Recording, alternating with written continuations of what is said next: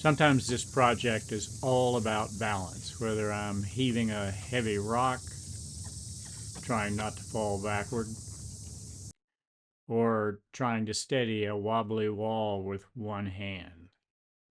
Fortunately, nothing has fallen on me, at least not yet.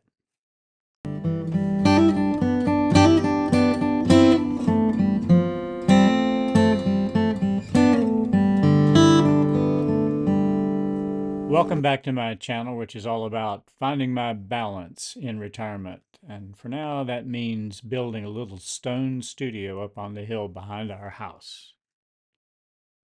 If you've been following the progress on this project, you know that I built the west wall and the steps first, and this is what they look like finished. And you can see that part of the project in pink on this floor plan diagram.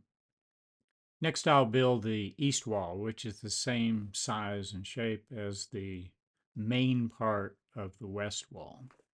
And first, I stripped the formwork off the narrow wall beside the steps and put a coat of stucco on that little wall, not for looks, but to keep any insects from nesting in the nooks and crannies if they found their way into the wall cavity.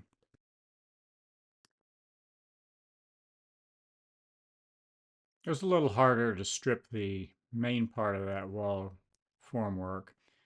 Found that the tool of choice was a mattock. I could put the blade underneath the corner of the wall and then pry it up and bust it loose. Once I got it up, I slipped a block under there to hold it while I went to the other side.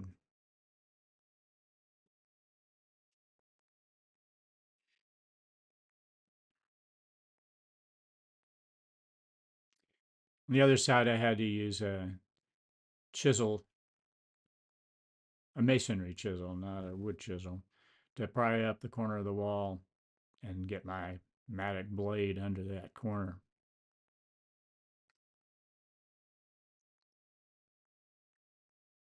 By the way, this wall by this point is soaked with rain and kind of heavy and limber. Makes it hard to work with.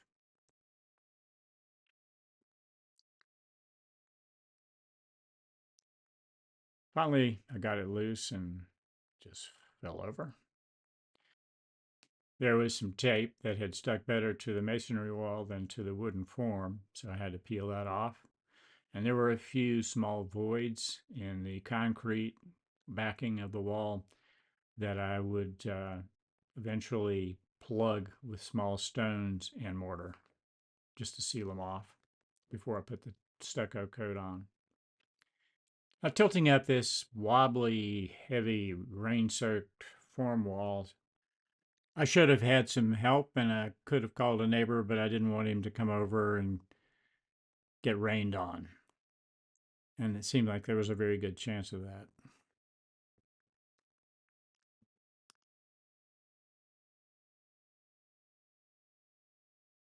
Now here's where I look very foolish because I didn't plan my bracing well. I just should have had it ready to go, attached at one end and close to hand. But I didn't. I was in a hurry to get that form wall stood, and I remember how easy it was the first time when the wall was dry and freshly made. It wasn't this wobbly.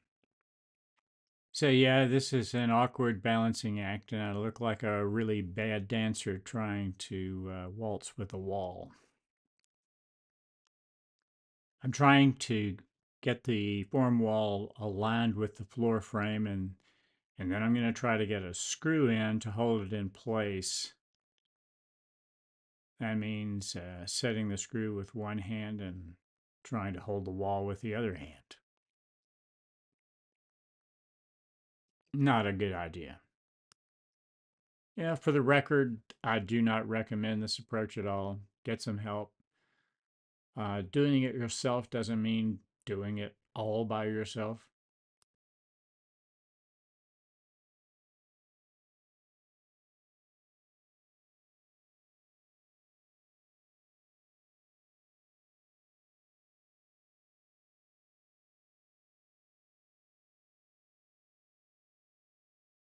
Without a brace handy, my best option was to try to hold the wall with my left hand and reach for a rain-soaked 2 by 6 by 12 piece of lumber that I could temporarily use to prop the wall up and keep it from falling.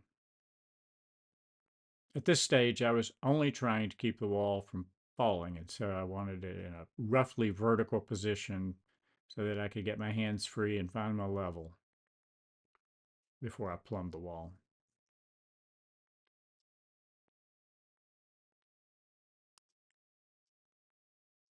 Finally, I did manage to get a brace attached, and that's just a temporary attachment because I'm not plumbing the wall. I'm just trying to hold it up until I can get my hands on the level and stabilize the form.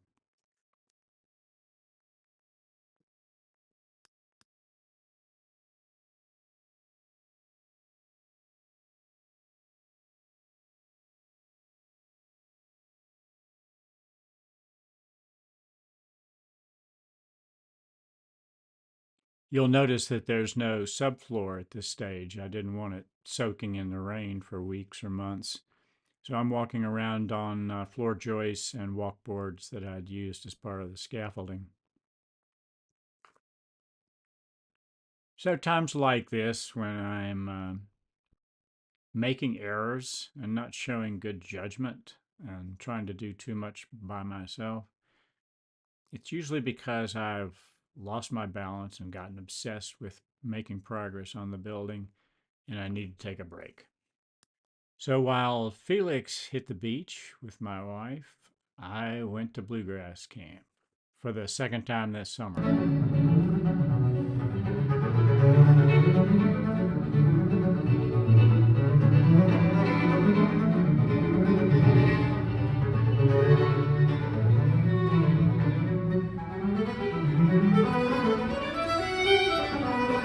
Hmm.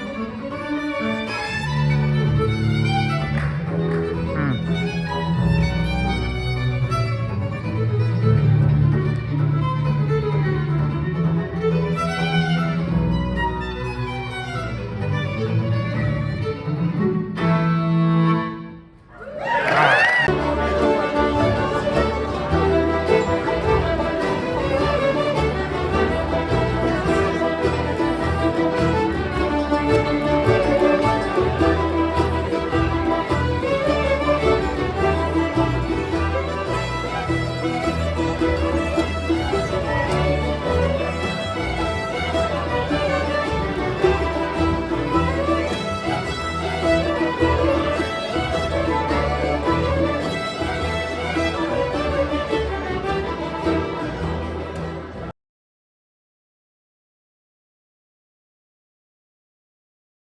I came back to more rain, so I had covered the walls to let the stucco cure and not wash away. And once I'd attached the main form wall, I also had to build a little end cap wall and install that. And that's where the stone masonry abuts the frame wall where the windows will be.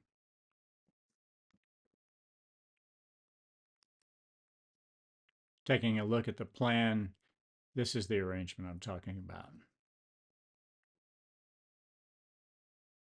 Once I had the formwork braced and plumb, I could start laying rock again.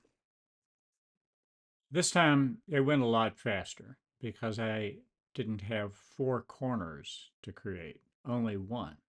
One at the north end of the wall, and the other end of the wall terminates with the formwork, so I don't have to actually craft a stone corner there.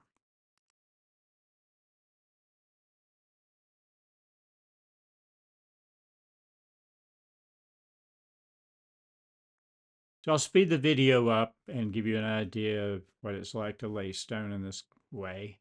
I'm using smaller stones mostly here because the day before I put several very big ones in the wall, and that always leads gaps, and you'd find yourself looking for small stones that fit neatly into those gaps, trimming them sometimes with a stone hammer. and also chinking the larger cracks. So I keep a handful of small chinking stones handy and mortar them into place. And then once I get a row of stones set, I backfill with rubble and concrete. And at this stage, it was taking about 3 80-pound bags of concrete mix per vertical foot of wall.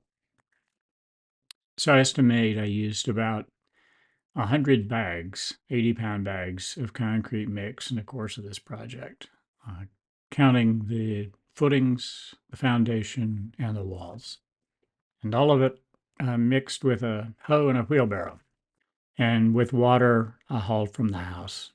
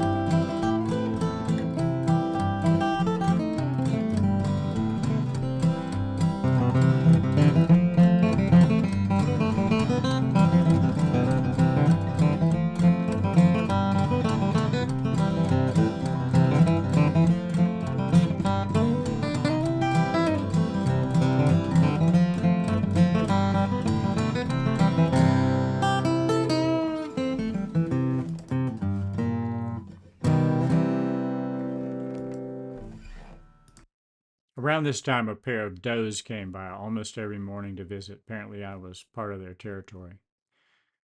By early August, finally got some dry weather. It was hot, but by working early, I avoided the worst of the heat during the day.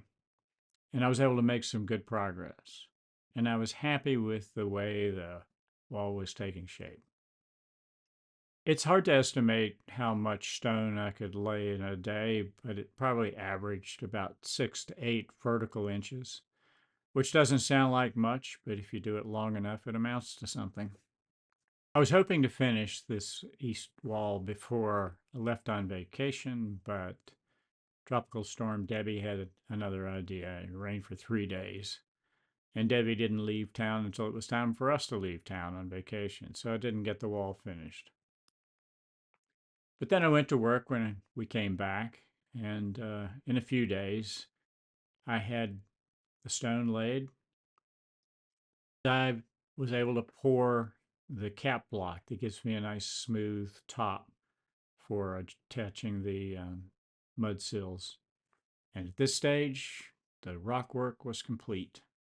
Was I happy about this? Yes and no. I enjoyed laying rock, but the rest will be fun too. So that's it for this episode. Thanks for watching. I hope you will like, share, subscribe, and come back to watch some more. Next time, I'll be working on hewing the beam that goes over the door. And I've never done any hewing before, so that'll be an adventure.